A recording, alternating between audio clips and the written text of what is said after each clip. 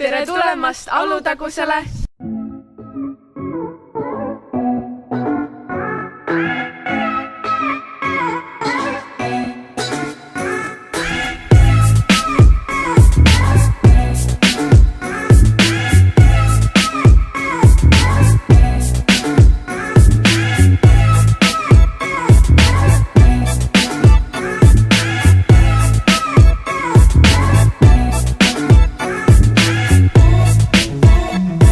Oleme tulnud Alutaguse seiklusparki ronima.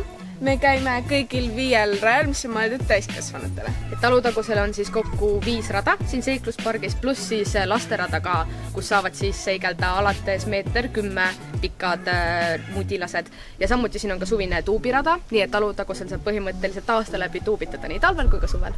Ja ka kõige pisamatele, kes ei saa veel lasterajale minna, on eraldi seiklusrada olemas, kus nad saavad kätt proovida. Nii et siin on kõigile midagi, tulge aga terve perega.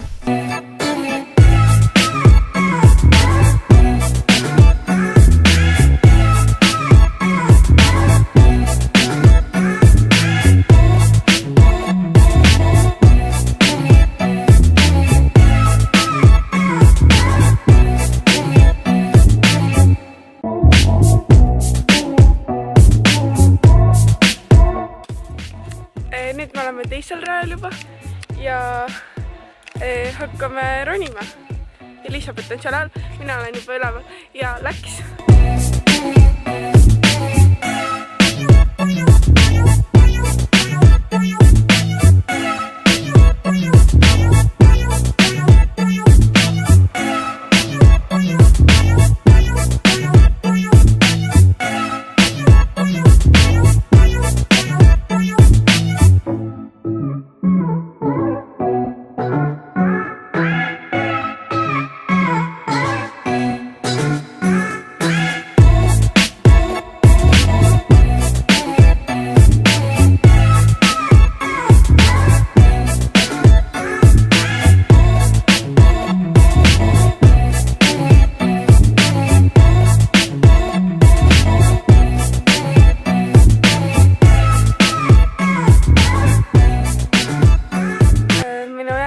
Ülesandeks on minna selle ratta peale, mis näeb välja nagu väike BMX.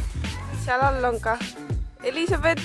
See ratta ülesanne on, ma arvan, kõige raskem siin nagu füüsiliselt, sest see on nagu nii raske saada sinna teisele poole. Võib-olla Tarzani hüppe on näiteks vaimselt raske või nagu need laskemised ka, et kui sa kardad kõrgust või kui sa ei ole kindel endas, siis need laskumised on rasked. Et vaatame, kas ma olen piisavalt heas füüsilises vormis pärast seda pikka talve, kus ma ei teinud üldse trenni. Nii et loodame, et kõik läheb hästi.